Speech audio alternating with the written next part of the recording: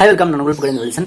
இப்போ பார்த்தீங்கன்னா இந்த பொருட்களெல்லாம் நான் வச்சு பார்த்தீங்கன்னா எனக்கு தேவையான பென் அண்ட் புக் ஸ்டாண்டை செய்ய போறேன். ஸோ இதே மாதிரி உங்களோட பசங்களுக்கு நீங்கள் பிளைவுட் எல்லாம் வச்சு செய்யணுங்கிற அவசியம் இல்லை. உங்ககிட்ட இருக்கிற சாதாரண டிவி இல்லை ஃப்ரிட்ஜினுடைய அட்டை பாக்ஸ் இருக்கும். அதை வச்சு சாதாரணமாக நீங்கள் சிசரில் கட் பண்ணி கூட இதே மெத்தடை ஃபாலோ பண்ணி நீங்கள் செஞ்சு உங்களோட குழந்தைகளை இம்ப்ரெஸ் பண்ண முடியும். ஸோ என்னுடைய தேவைக்காக நான் கொஞ்சம் அட்வான்ஸாக பண்ண போறேன். ஸோ எப்படி செய்யலான்றதை பார்ப்போம். நம்மளுடைய பெட்ரூம்லேயே நம்ம ஸ்டடி ரூமா மாற்ற முடியும். ஸோ அதுக்கு பார்த்தீங்கன்னா நான் செஞ்சிருக்கக்கூடிய டெஸ்க் தான் இது. ஸோ இந்த டெஸ்க்ல பார்த்தீங்கன்னா புக்ஸ் அடுக்கி வச்சுக்கலாம். ஸோ அதுக்கான பிளான் தான் இங்க பண்ணி வச்சிருக்கேன். ஸோ இந்த பிளான் எக்ஸிக்யூட் எப்படி ஆயிருக்குன்னு பார்த்தீங்கன்னா கிட்டத்தட்ட ஒரு 10 புக்ஸ் கிட்ட அடுக்கி வைக்கலாம் அப்படின்ற ஒரு பிளான் எக்ஸிக்யூட் பண்ணியிருக்கேன்.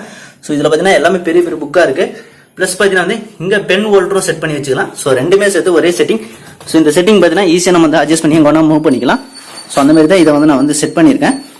சிம்பிளாகவும் இருக்கும், எங்க வேணாலும் நம்ம எடுத்துன்னு போய்க்கலாம். ஸோ இந்த பிளான் எப்படி எக்ஸிக்யூட் பண்ணலாம் அப்படின்றத நம்ம இந்த பத்தில பார்க்க போறோம். என்னுடைய இந்த பிளான், அதாவது பென் அண்ட் புக் ஸ்டாண்டை ரெடி பண்றதுக்கு கிட்டத்தட்ட ஒரு 20 ஹவர்ஸ் கிட்ட ஆச்சு. ஸோ ஒன் டே நைட் முடிஞ்சு அடுத்த நாள் தான் நான் ஃபினிஷ் பண்ணேன். இதே மாதிரி நீங்க அட்டையில செஞ்சீங்க அப்படின்னா உங்களோட குழந்தைகளை இம்ப்ரெஸ் பண்ண முடியும், சிம்பிளாவும் செய்ய முடியும். இப்படி அலங்கோலமா இருந்த என்னுடைய பெட்ரூம் இவ்வளவு நீட்டானதுக்கு காரணம், இவ்வளவு அழகானதுக்கு காரணம் சோ நான் செஞ்ச இந்த சின்ன ஒரு ப்ராஜெக்ட் தான். சோ இது என்னன்னு பாத்தீங்கன்னா pen and book stand. So இது நான் கொஞ்சம் எஃபர்ட் போட்டு செஞ்சிருக்கேன். நீங்க சிம்பிளா உங்ககிட்ட இருக்கக்கூடிய சாதாரண சிம்பிள் மெட்டீரியல்ஸ் வச்சு நீங்க செய்யலாம். சோ இது பாத்தீங்கன்னா பென், இந்த சைடு ரைட் சைடு இது புக் ஸ்டாண்ட். சோ இது ரெண்டுத்தையும் சேர்த்து ஒரே இதுல செஞ்சிருக்கேன். இந்த ப்ராஜெக்ட் செய்வதற்கு என்னென்ன மெட்டீரியல் தேவைப்படுது, எப்படி செய்யணும்ன்றத பார்க்க போறோம்.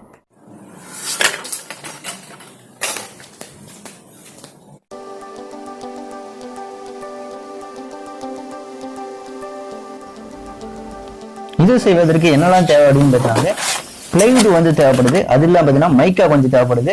ஸோ நான் ப்ரௌன் கலர் கட் பண்ண பீஸ் ஆல்ரெடி இருக்கு. ஸோ அதை எடுத்துக்கிறேன். அதுக்கப்புறம் ஸ்கேல் மார்க் பண்றதுக்கு பென்சில், பென் இதெல்லாம் தேவைப்படுது. அதுக்கடுத்து பார்த்தீங்கன்னா ஸோ ஃபெவிகால் தேவைப்படுது பிளைவுட் ஒட்டுறதுக்கு. இந்த ஃபெவிகால் ரெட் கலர் ஃபெவிகால் பார்த்தீங்கன்னா ஸோ உட்டை ஒட்டுறதுக்கு. அதுக்கப்புறம் பார்த்தீங்கன்னா ஆஷா பிளேடு தேவைப்படுது. அப்புறம் எம்ரி பேப்பர் தேவைப்படுது. இது 108 எம்ரி. ஸோ இதே மாதிரி உங்களுக்கு தேவையான பொருள் எடுத்துக்கலாம். இது இல்லாத பார்த்தீங்கன்னா வுட் பாலிஷும் தேவைப்படும். அப்புறம் பார்த்தீங்கன்னா ஆணி தேவைப்படும். ஸோ எக்ஸ்ட்ரா இன்னும் பொருட்கள் எல்லாம் இருக்கு. ஸோ அதையும் சொல்றேன்.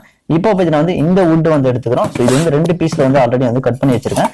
ஸோ இது 2 பீஸ்ல சேமா இருக்கு. கிட்டத்தட்ட ஒரு 23.5 சென்டிமீட்டர் இருக்கும். இந்த பெரிய பீஸ் பார்த்தீங்கன்னா இதுதான் நம்ம அடியில வைக்க போறோம். ஸோ இது பார்த்தீங்கன்னா 50 சென்டிமீட்டர் இருக்கு. ஸோ 2 பீஸ் இருக்கு. இது 2 கூட தேவைப்படாது. ஒரு பீஸ் தான் முழுசா தேவை. இன்னொருத்துல கொஞ்சம் பீஸ் தான் தேவைப்படும். இப்போ நம்ம இந்த பென் அண்ட் புக் ஸ்டாண்ட் செய்யறதுக்கான பிளான் என்ன அப்படின்றத இப்போ நான் எக்ஸிக்யூட் பண்ண போறேன். இப்போ நம்மளுக்கு தேவையான பார்ட்ஸ் எல்லாம் என்னன்னு பார்த்தீங்கன்னா நான் பிளைவுட் எடுத்துட்டேன். ஸோ என்கிட்ட 2 பெரிய பிளைவுட் இருக்கு. இந்த சைஸ் என்னன்னு பார்த்தீங்கன்னா 50 சென்டிமீட்டர் இருக்கு. ஸோ இதுல பார்க்கும்போது பார்த்தீங்கன்னா 50 சென்டிமீட்டர் 30 + 20 சென்டிமீட்டர் வருது. ரெண்டுமே பார்த்தீங்கன்னா 50 சென்டிமீட்டர் தான். இந்த சின்ன துண்டு பார்த்தீங்கன்னா இது 23.5 சென்டிமீட்டர் இருக்கு. ஸோ இந்த 2 துண்டு எடுத்துக்கிறேன். 50ல 2, 23ல 2 துண்டு இருக்கு. இதை வச்சு தான் நான் இப்போ செய்ய போறேன். ஆனால் அதிகபட்சமா 2 துண்டு தேவைப்படாது. இதுல நான் அதிகமா ஒரு ½ பீஸ் தான் யூஸ் பண்ண போறேன். சரி, ஓகே. எப்படி செய்ய போறேன் அப்படின்னு பார்த்தீங்கன்னா 50 பீஸ் பார்த்தீங்கன்னா கீழே பாட்டமா செட் பண்ண போறேன். இதுக்கப்புறம் பார்த்தீங்கன்னா இங்க இருக்கக்கூடிய பெரிய பீஸை நான் மிடில விட கொஞ்சம் கார்னர்ல வைக்க போறேன். ஸோ இப்படி செட் பண்ண பிறகு பார்த்தீங்கன்னா அடுத்து இன்னொரு துண்டு எடுத்து என்ன பண்ண போறேன்னா இந்த கார்னர்ல ரைட் சைட் கார்னர்ல ஃபிட் பண்ண போறேன். ஸோ இந்த மிடில் இருக்கிற பீஸ் மட்டும் ஃபுல் சைஸ் அப்படியே வைக்க போறேன். ஸோ இதனுடைய அகலம் எவ்வளவு இருக்கு அப்படின்னு பார்த்தீங்கன்னா கரெக்டா பார்த்தீங்கன்னா 13 சென்டிமீட்டர் இருக்கு. ஸோ இதனுடைய அகலம் பிளஸ் பெரிய லென்த் இருக்கக்கூடிய 50 சென்டிமீட்டர் எல்லாத்தினுடைய அகலமும் பார்த்தீங்கன்னா 13 சென்டிமீட்டர் தான் இருக்கு. இப்போ இந்த ரைட் சைடுல கூட இந்த பிட்டை பார்த்தீங்கன்னா இதை நான் ஆஃபா கட் பண்ணிக்க போறேன். ஸோ அதாவது பார்த்தீங்கன்னா இதுல பாதி பீஸை நான் கட் பண்ணிக்க போறேன். அந்த பாதி பீஸை நான் இங்க ஃபிட் பண்ண போறேன். இதுல பாதி தான் இருக்கும். இந்த மீதி பாதி என்ன பண்ண போறேன்னா இந்த கார்னர்ல வைக்க போறேன். ஸோ இதுல ½ பீஸும் இங்க இருக்கக்கூடிய ½ பீஸ் இருக்கும். ஸோ புக் என்னன்னா இந்த இடத்துல ½ பீஸ் இருக்கும். ஸோ புக் பார்த்தீங்கன்னா இங்க இருந்து இது வரலாம் பார்த்தீங்கன்னா ஒரு 10 புக்ஸ் கரெக்டா அரேஞ்ச் பண்ணிக்க முடியும். இங்க இருந்து இது வரல ஒரு 10 புக்ஸ் ஸ்ட்ரைட்டா அரேஞ்ச் பண்ணிக்கலாம். இந்த இடம் என்னன்னா பென் ஸ்டாண்ட் இந்த இடத்துல வைக்க போறோம். பென் அண்ட் ஸ்டாப்லர், ஸோ இந்த மாதிரி ரப்பர், இந்த மாதிரி ஐட்டெல்லாம் இங்க வச்சுக்கலாம். ஸோ இது ½ பீஸ் தான் இருக்கும். அதே மாதிரி இந்த சைடும் கொஞ்சம் க்ளோஸ் பண்ணுவேன். இந்த பக்கமும் கொஞ்சம் க்ளோஸ் பண்ணிடுவேன். இதுக்கப்புறம் இது ஃபுல்லா வார்னிஷ் அடிச்சுக்கலாம். இல்லைன்னா நம்ம கிட்ட இருக்கக்கூடிய பிளைவுட் ஸோ இதை நம்ம கவர் பண்ணிக்கலாம். ஸோ இதுதான் பிளான். ஸோ இது எக்ஸிக்யூட் பண்ண போறோம். மார்க் பண்ணி வச்சுக்கிறேன். ஸோ இது நான் மேனுவலா தான் கட் பண்ண போறேன். என்கிட்ட ஸோ எந்த ஒரு மிஷினும் கிடையாது.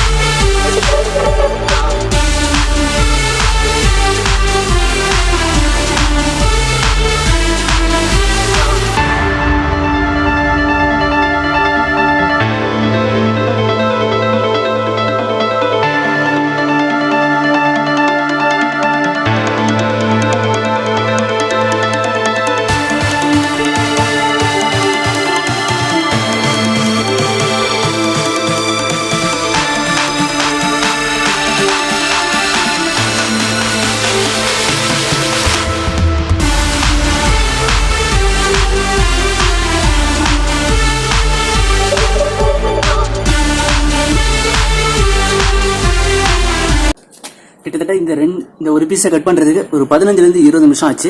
ஸோ இதை வச்சு தான் நான் மேனுவலாக வந்து கட் பண்ணேன். இவ்வளோ நேரம் எடுக்குது. கண்டிப்பாக வந்து ஃபுல்லாக செய்யறதுக்கு வந்து கண்டிப்பாக 3லேருந்து 4 மணி நேரம் எடுத்துக்கணும்னு நினைக்கிறேன். அதுக்கு மேலே கூட ஆகலாம். கண்டிப்பாக பொறுமையாக இருந்தாகணும், ஏன்னா மேனுவலாக பண்ணுறதுனால. இப்போ நான் சொன்ன மாதிரியே பார்த்தீங்கன்னா ஸோ அந்த 2 ஆஃப் பேஜ் வந்து கட் பண்ணியாச்சு. ஆஃபாக ரைட் சைடில் ஒன்று வந்து வச்சிருக்கேன் அண்ட் லெஃப்ட் சைடில் வந்து ஒன்று வச்சிருக்கேன். மிடில் நம்ம ஆல்ரெடி எடுத்திருக்கேன். ஸோ இந்த பெரிய பீஸ் வந்து வச்சிருக்கோம். ஸோ இதுதான் நம்மளுடைய ஃபிக்சர். ஸோ அதே மாதிரி மேனுவலாக வந்து அந்த இடத்துல நான் வந்து கட் பண்ண போகிறேன் இந்த பெரிய பீஸை. ஸோ இதுக்கப்புறம் எப்படி வருது அப்படின்றத நம்ம வந்து பார்க்கலாம்.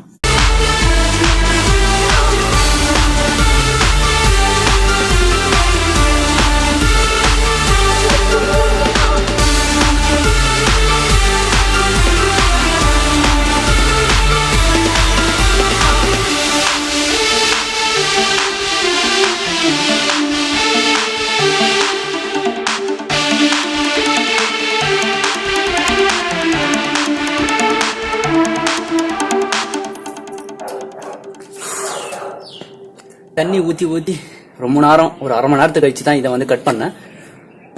இதே மாதிரி இன்னொரு பீஸ் வந்து மறுபடியும் வந்து கட் பண்ண வேண்டியிருக்கு. ஸோ கட் பண்ணிட்டு பார்ப்போம் எப்படி இருக்குன்ட்டு. இப்போ பார்த்தீங்கன்னா நான் வந்து ஒரு ஆஃப் வந்து கட் பண்ணியாச்சு.